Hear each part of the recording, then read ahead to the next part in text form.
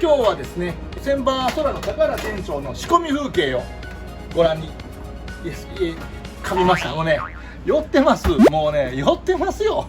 もうね、朝からね、もう5本撮りですわ。酔いました。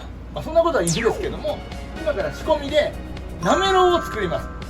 実は朝私が運んできた魚をこれからなめろうにするというシーンにバッチリ合いましたので、今から見たいと思います。どうぞどうぞ。どうぞどうぞ。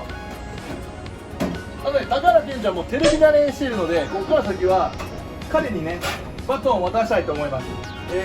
今日は何のなめろうですか？今日はね、今井さんが持ってきてくれた朝一取れたての黒鯛の、なめろうを使おうと思ってます。もう味噌作ってます。合わせ味噌をね、ちょっとお酒とみりんとかお砂糖でちょっと火入れしましてね、で練り込んだ自家製のお味噌です。青唐辛子と大葉の刻んだのとおろし生姜を入れます。で、大葉、おろし生姜、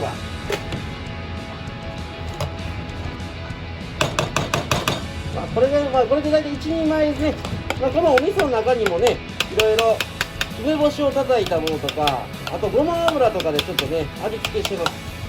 ここに朝一取れたてのこの黒鯛、正真正銘黒鯛です。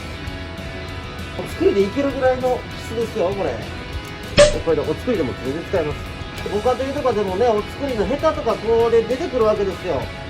そういうのを集めてね、いろんなお魚をかき集めて、なめろうのお味噌にこうね、和えるだけでも全然お酒の一品にもなりますしね。大体ね、ぶつ切りで、この味噌をいきます。で、叩きます。こうね、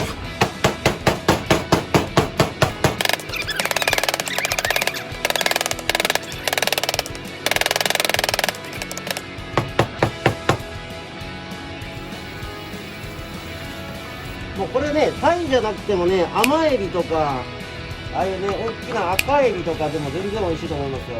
イカとかでもね、もう手軽にできるんで超簡単です。ご家庭でも全然できます。